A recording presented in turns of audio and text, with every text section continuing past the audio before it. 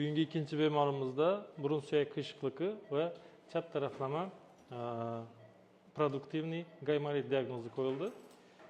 Kompyuter tomografiya qilganimizda chap gaymir bo'shlig'ida yot inorodniy telo, ya'ni yot jism aniqlandi va uning atrofida metsetom, ya'ni gribok aniqlandi. Hozir bemorimizni burun to'siqini davolaymiz va chap gaymir bo'shlig'ini shu yot jismlardan tozalaymiz. Qiyshiqlikni ekranda ko'rishingiz mumkin.